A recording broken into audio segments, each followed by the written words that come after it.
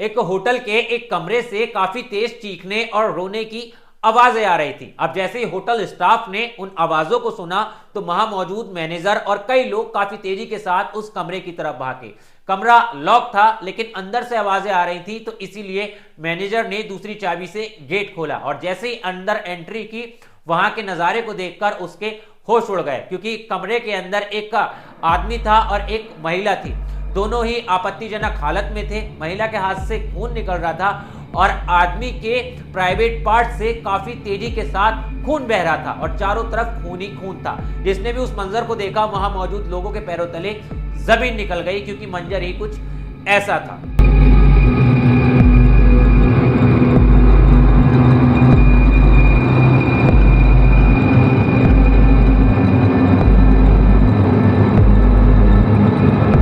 नमस्कार, आदाब, सत श्री अकाल। मैं हूं आपके साथ ऋषभ चौहान। कहानियों का सिलसिला बदस्तूर बरकरार है। मैं आपके लिए एक और सच्ची घटना पर आधारित कहानी लेकर आ चुका हूं। इस कहानी को सुनने के बाद आपको पता चलेगा कि आज के समय में प्यार में धोखा देना आपके लिए कितना ज्यादा घातक साबित हो सकता है। अगर आप किसी की भावनाओं के साथ खेलोगे तो फिर वो व्यक्ति आपके जीवन को भी बर्बाद कर सकता है। कुछ ऐसा ही इस कहानी के अंदर हुआ है। इस कहानी को शुरू करते हैं, लेकिन उससे पहले मैं आपको हमेशा की तरह जगह और किरदारों के बारे में बता देता हूं। ये पूरी कहानी उत्तर प्रदेश के मुजफ्फरनगर की है। 22 दिसंबर का ये पूरा मामला है। इस कहानी के अंदर जो पहला किरदार है उसका नाम है एहतेशाम उर्फ बबलू, जिसकी उम्र तकरीबन 21 साल है। इस कहानी के अंदर एक लड़की है जिसकी उम्र तकरीबन 22 साल है। अब बबलू और ये लड़की आज से 8 साल पहले मिले थे और आज से 8 साल पहले ही इस कहानी की शुरुआत हुई थी। दोनों एक ही गांव के और एक ही गली के रहने वाले थे और आज से 8 साल पहले दोनों ने एक दूसरे से बातचीत करना शुरू किया था। बातचीत इतनी ज्यादा बढ़ गई थी तो दोनों एक दूसरे को काफी ज्यादा पसंद करने लगे थे। दोस्ती प्यार में बदल गई थी और ये रिश्ता काफी ज्यादा आगे बढ़ गया था। धीरे धीरे समय बीतता जाता है। बबलू और वो लड़की एक दूसरे को बेइंतहा प्यार करने लगते हैं। दोनों शादी करने के सपने देखते हैं, आगे का जीवन जीने की बात करते हैं और देखते ही देखते ये सारी बातें उनके परिवार वालों को भी पता चल जाती हैं। लेकिन परिवार वाले दोनों के रिश्तों का अक्सर विरोध किया करते थे, क्योंकि दोनों ही एक गांव के रहने वाले थे और एक गली के रहने वाले थे। इसलिए दोनों के परिवार आपस में एक दूसरे की शादी नहीं करना चाहते थे। लेकिन प्यार तो प्यार है, अगर ये परवान चढ़ जाए तो फिर व्यक्ति इसमें कुछ भी करने के लिए पागल हो जाता है। बबलू के मुताबिक लड़की उससे काफी ज्यादा प्यार करती थी, वो उसे बिल्कुल भी नहीं छोड़ना चाहती थी और वो उसे मन ही मन अपना पति भी मान बैठी थी।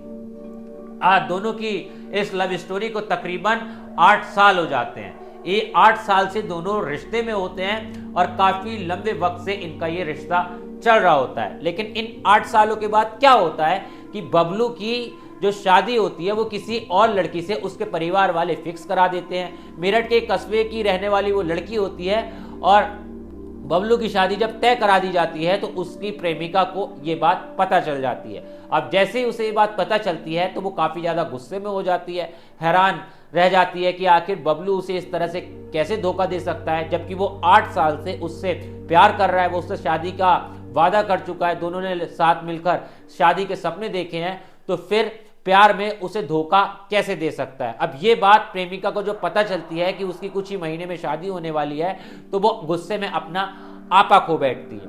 वो बबलू से बात करने की कोशिश करती है, लेकिन बबलू उसे कई बार इग्नोर करता है। लेकिन जब उसकी शादी का पता चलता है और उसके बाद कुछ दिन बीत जाते हैं तो वो महिला प्लान बनाती है, क्यों ना बबलू से एक बार आखिरी बार मुलाकात की जाए और ये बबलू जो उसे प्यार में धोखा दे रहा है इसकी उसे सजा भी दी जाए। वो बबलू से फोन करती है, फोन करके कहती है कि मैं तुमसे आखिरी बार मुजफ्फरनगर में मिलना चाहती हूँ, सिविल लाइन थाने के पास में मैं मिलना चाहती हूँ और मैं मिलके तुमसे अपनी जो आखिरी हसरत है मैं वो पूरी करना चाहती हूँ, क्योंकि इतने टाइम हम दोनों आपस में रहे हैं, हम दोनों रिलेशन में रहे हैं, इसीलिए मेरी एक बार तुम बात मान लो और मुझसे आखिरी बार मिल लो।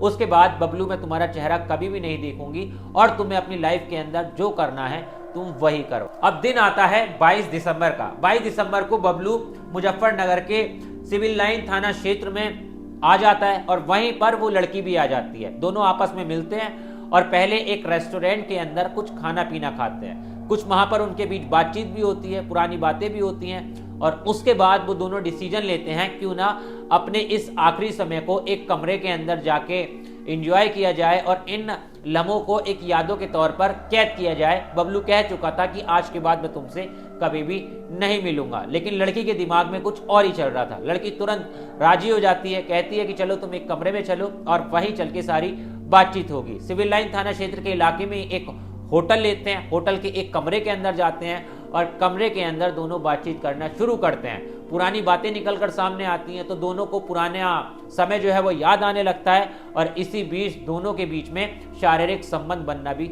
शुरू हो जाते हैं। दोनों उस कमरे के अंदर जाकर अपनी इच्छाओं को पूरा करते हैं, शारीरिक संबंध बनाते हैं और इसी बीच लड़की और लड़के के बीच में कुछ बातचीत होने लगती है उसकी शादी को लेकर। वो कहती है कि तुमने आखिर मुझे धोखा क्यों दिया और तुम ऐसा क्यों कर रहे हो, तुमने दूसरी लड़की से शादी करने के लिए हामी क्यों भर दी। अब लड़का उसे समझाने की कोशिश करता है, बात इतनी ज्यादा बिगड़ जाती है कि वो लड़की काफी ज्यादा गुस्से में आ जाती है और एक धारदार हथियार लेकर अपने प्रेमी के प्राइवेट पार्ट पे सीधे वार कर देती है, जिसके कारण उसका प्राइवेट पार्ट कट जाता है और काफी तेजी के साथ खून निकलने लगता है। एक तरह से खून की धारा जो है वो बहने लगती है। अब जैसे ही उसका प्रेमी ने देखा कि उसके प्राइवेट पार्ट से खून निकलने लगा है तो वो काफी ज्यादा डर जाता है और जोर जोर से वहां पर रोना शुरू कर देता है। दोनों के बीच में थोड़ी हाथापाई होती है, इसीलिए उस लड़की के हाथ में भी वो धारदार हथियार लग जाता है और उसका हाथ भी कट जाता है, उसके हाथ से भी काफी तेज खून निकलने लगता है। दोनों कमरे के अंदर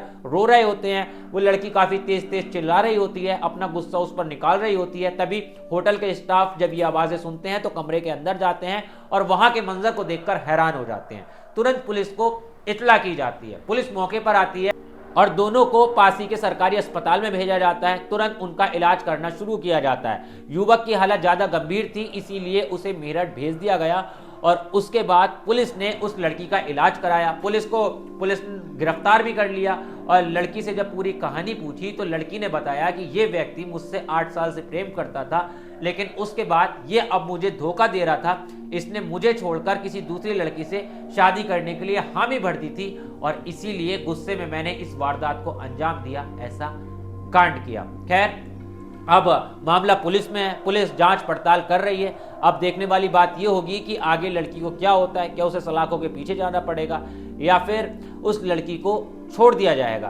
खैर, इस पूरी कहानी पर आपकी क्या राय है कमेंट करके जरूर बताना। और ये कहानी आपके सामने इसलिए लाना जरूरी थी क्योंकि आज के समय में अमूमन देखा जाता है कि एक लॉयल्टी नाम की रिलेशन में जो चीज होती है वो खत्म हो चुकी है।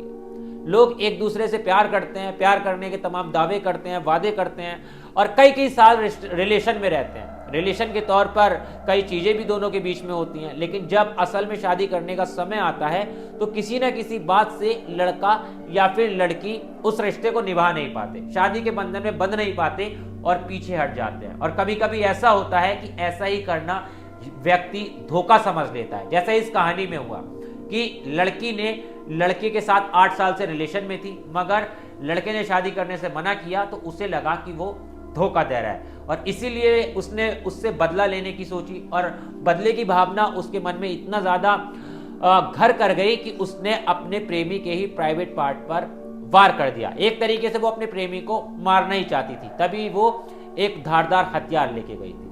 खैर, आपकी क्या राय है कमेंट करके जरूर बताना और इसी तरह की क्राइम स्टोरीज के लिए मुझे फॉलो करना मत भूलना। मिलता हूं आपसे किसी और वीडियो में। जय हिंद।